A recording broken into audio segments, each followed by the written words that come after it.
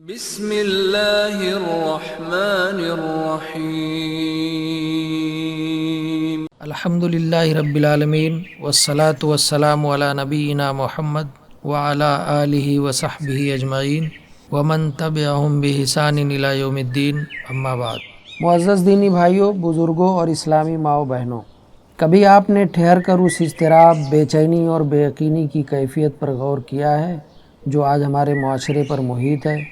مستقبل کے اندیشے، رزق کی فکر اور اسباب و وسائل کی دنیا میں ڈوب کر مسبب الاسباب سے غفلت، یہ وہ روحانی امراض ہیں جنہوں نے ہمارے دلوں کے سکون اور ہماری روح کے اطمینان کو چھین لیا ہے۔ سوال یہ پیدا ہوتا ہے کہ اس بے یقینی کے اندھیروں کا چراغ کہاں ہے؟ اس روحانی بحران کا علاج کیا ہے؟ یاد رکھیے، اس کا جواب عقیدے کی اس گہرائی میں پوشیدہ ہے جسے توکل علی اللہ کہتے ہیں۔ توکل یعنی اللہ پر کامل بھروسہ، محض ایک لفظ نہیں بلکہ یہ ایک عظیم قلبی عبادت ہے جو بندے مومن کو فولاد کی چٹان بنا دیتی ہے۔ یہ وہ طاقت ہے جو قلب کو غیر اللہ کی بندگی سے آزاد کر کے صرف ایک رب کے آستانے پر جھکا دیتی ہے اور بندے کو اسباب کا غلام نہیں بلکہ انہیں استعمال کرنے والا امیر بناتی ہے۔ یہ بندگی کی روح اور توحید کا حقیقی جوہر ہے، لیکن افسوس، آج امت کی ایک بڑی تعداد عقیدے کی اس بنیادی اصل میں کمزوری کا شکار ہے۔ یہ ضعف توکل یعنی اللہ پر بھروسے کی کمزوری کا مرض ہے۔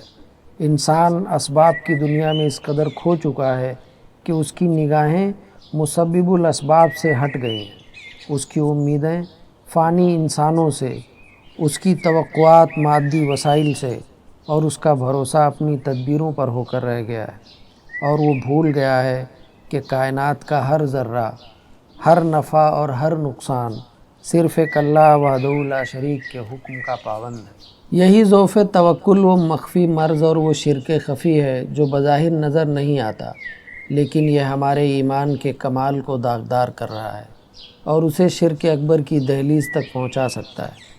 آئیے ہم کتاب و سنت کی روشنی میں اس قلبی بیماری کی حقیقت کو سمجھیں، اس کے درجات کو پہچانیں اور اپنے ایمان کو اس شرک خفی کی آلائشوں سے پاک کر کے حقیقی معنوں میں متوکل علی اللہ بننے کا عزم کریں۔ سب سے پہلے یہ جاننا ضروری ہے کہ توکل کا شرعی مفہوم کیا ہے۔ توکل محض زبان سے اللہ پر بھروسہ ہے کہہ دینے کا نام نہیں، بلکہ یہ ایک جامع کیفیت کا نام ہے جس میں 3 عناصر شامل ہیں۔ تمام منافع کے حصول اور تمام نقصانات سے بچنے کے لیے اپنے معاملے کو صدق دل سے اللہ کے سپرد کر دینے، اس پر کامل قلبی اعتماد کرنے اور اس پختہ یقین کے ساتھ کہ وہ اپنے بندے کے لیے کافی ہے، ان تمام شرعی اسباب کو اختیار کرنا جن کا اللہ نے حکم دیا ہے۔ یہ عظیم عبادت دین کے جلیل القدر مقامات اور عظیم ترین قلبی عبادات میں شمار ہوتی ہے۔ اس کی اہمیت کا اندازہ اس بات سے لگائیے کہ اللہ عز و جل نے اسے ایمان کی صحت اور اسلام کے کمال کے لیے شرط قرار دیا ہے۔ کسی بندے کا ایمان اس وقت تک درست اور اس کا اسلام اس وقت تک کامل نہیں ہو سکتا جب تک وہ اس جلیل القدر عبادت کو اپنی زندگی میں نافذ نہ کر لے۔ اللہ عز و جل کا فرمان ہے وَعَلَى اللَّهِ فَتَوَكَّلُوا إِن كُنتُم مُّؤْمِنِينَ، اور اللہ ہی پر بھروسہ کرو اگر تم سچے مومن ہو۔ سیدنا موسیٰ علیہ السلام نے اپنی قوم سے یہی مطالبہ کیا تھا۔ وَقَالَ مُوسَىٰ يَا قَوْمِ إِن كُنتُمْ آمَنتُم بِاللَّهِ فَعَلَيْهِ تَوَكَّلُوا إِن كُنتُم مُّسْلِمِينَ، اور موسیٰ علیہ السلام نے کہا، اے میری قوم، اگر تم اللہ پر ایمان لائے ہو تو اسی پر بھروسہ کرو اگر تم واقعی مسلمان ہو۔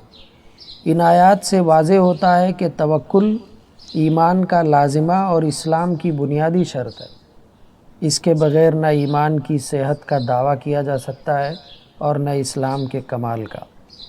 عبادت توکل کو اللہ کے علاوہ کے لیے صرف کرنے کا عمل دل کے عقیدے اور نیت کے اعتبار سے 2 درجات میں تقسیم ہوتا ہے، جن میں سے ایک ملت سے خارج کرنے والا شرک ہے اور دوسرا کمال توحید کے منافی ہے۔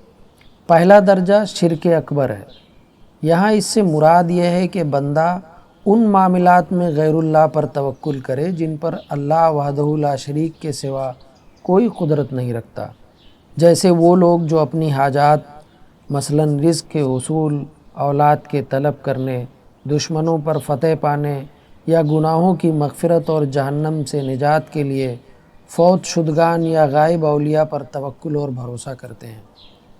یہ تمام امور شرک اکبر ہیں جو انسان کو دائرہ اسلام سے خارج کر دیتے ہیں۔ ایسا عقیدہ وہی شخص رکھ سکتا ہے جو یہ سمجھتا ہو کہ اس مخلوق کو کائنات میں کوئی خفیہ تصرف حاصل ہے، یا یہ کہ وہ نفع و نقصان کا خود مختار مالک ہے۔ یہ صریحاً اللہ کی ربوبیت اور الوہیت میں شرک ہے۔ دوسرا درجہ شرک اصغر ہے۔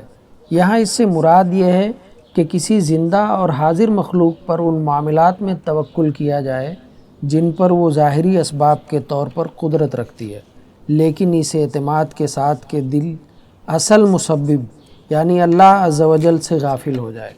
اگرچہ ایسا شخص یہ عقیدہ رکھتا ہے کہ نفع و نقصان کا حقیقی مالک اللہ ہی ہے، لیکن اس کا دل اس مخلوق پر اس قدر ٹک جاتا ہے جو در حقیقت محض ایک سبب ہے کہ وہ اس خالق کو بھول جاتا ہے جس کے ہاتھ میں ہر چیز کی بادشاہی ہے۔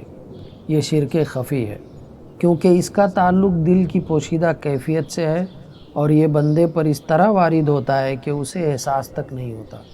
جیسے ایک شخص کا اپنی نوکری پر اس طرح بھروسہ کرنا کہ وہ سمجھے کہ یہی اس کا رازق ہے اور اللہ رازق ہے، یہ عقیدہ اس کے ذہن سے محو ہو جائے۔ یا پھر مریض کا ڈاکٹر پر اس طرح اعتماد کرنا کہ شفا دینے والا صرف یہی ہے اور الشافی یعنی اللہ کی ذات اس کے تصور سے اوجھل ہو جائے۔ یہی وہ شرک ہے جو آج ہمارے معاشرے میں عام ہے اور یہ توحید کے کمال کو ختم کر دیتا ہے۔ جو شخص سچے دل سے اللہ پر توکل کو اپنی زندگی میں نافذ کر لیتا ہے وہ دنیا و آخرت میں عظیم ثمرات اور بے بہا انعامات کا مستحق ٹھہرتا ہے۔ جیسے جو اللہ پر توکل کرتا ہے، اللہ اس کے دین و دنیا کے تمام اہم معاملات میں اس کے لیے کافی ہو جاتا ہے۔ ارشاد ربانی ہے وَمَن يَتَوَكَّلْ عَلَى اللَّهِ فَهُوَ حَسْبُهُ، اور جو کوئی اللہ پر بھروسہ کرے تو وہ اس کے لیے کافی ہے، یعنی اللہ خود اس کی کفالت کا ذمہ لے لیتا ہے۔ اس سے بڑھ کر اور کیا سعادت ہو سکتی ہے؟ اللہ تعالیٰ اپنے توکل کرنے والے بندوں سے محبت فرماتا ہے، اور جسے اللہ کی محبت مل جائے اسے کسی اور چیز کی کیا پرواہ۔ اللہ تعالیٰ فرماتا ہے ان اللہ یحب المتوکلین، بے شک اللہ توکل کرنے والوں سے محبت کرتا ہے۔ سچا توکل رزق کے حصول کا سب سے بڑا اور یقینی سبب ہے۔ سیدنا عمر بن خطاب رضی اللہ عنہ سے روایت ہے کہ رسول اللہ صلی اللہ علیہ وسلم نے فرمایا لو انکم کنتم توکلون علی اللہ حق توکلہ لرزقکم کما یرزق الطیر تغدو خماسا وتروح بطانا۔ اگر تم اللہ پر اس طرح توکل کرو جیسا کہ توکل کرنے کا حق ہے تو وہ تمہیں اس طرح رزق عطا فرمائے گا جیسے وہ پرندوں کو رزق دیتا ہے۔ وہ صبح کو خالی پیٹ نکلتے ہیں اور شام کو پیٹ بھر کر واپس لوٹتے ہیں۔ غور کیجئے، پرندہ محض گھونسلے میں بیٹھ کر توکل نہیں کرتا بلکہ رزق کی تلاش میں نکلتا ہے۔ یہ اسباب کا اختیار ہے، لیکن اس کا بھروسہ اپنے پروں یا چونچ پر نہیں بلکہ اس رب پر ہوتا ہے جو اسے رزق دیتا ہے۔ یہ توکل کی روح ہے۔ میرے بھائیوں اور بزرگوں، آج کے اس موضوع کا خلاصہ یہ ہے کہ توکل یعنی اللہ پر کامل بھروسہ ایک عظیم قلبی عبادت، ایمان کی روح اور اسلام کی شرط ہے، جس کا مطلب اسباب اختیار کرتے ہوئے مکمل طور پر اللہ پر اعتماد کرنا ہے۔ غیر اللہ پر ان معاملات میں بھروسہ کرنا جو صرف اللہ کے اختیار میں ہیں شرک اکبر ہے، جبکہ اسباب پر اللہ سے غافل ہو کر اعتماد کرنا شرک اصغر اور کمال توحید کے منافی ہے۔ سچا توکل بندے کے لیے اللہ کی کفایت، اس کی محبت اور رزق کی فراوانی کا ذریعہ ہے۔ آئیے آج ہم سب مل کر یہ عہد کریں کہ ہم اپنی زندگی کے ہر معاملے میں توکل اللہ کی اس عظیم صفت اور جلیل القدر عبادت کو زندہ کریں گے۔ ہم اسباب کو ضرور اختیار کریں گے کہ یہی شریعت کا حکم ہے، لیکن ہمارے دلوں کا اعتماد، ہماری امیدوں کا مرکز اور ہماری نگاہوں کا محور اسباب پر نہیں بلکہ مسبب الاسباب اللہ رب العزت کی ذات پر ہوگا۔ ہم اپنی نوکری، اپنی تجارت، اپنی صحت اور اپنی اولاد، ہر معاملے میں پہلے اللہ کے سامنے جھکیں گے، پھر اسباب کی دنیا میں قدم رکھیں گے۔ اپنے دلوں کو مخلوق کی امیدوں سے پاک کر کے صرف اور صرف خالق کائنات سے وابستہ کریں گے۔ یہی توحید کا حقیقی تقاضا ہے، یہی انبیاء کا راستہ ہے، اور یہی دنیا و آخرت میں کامیابی اور سکون قلب کی ضمانت ہے۔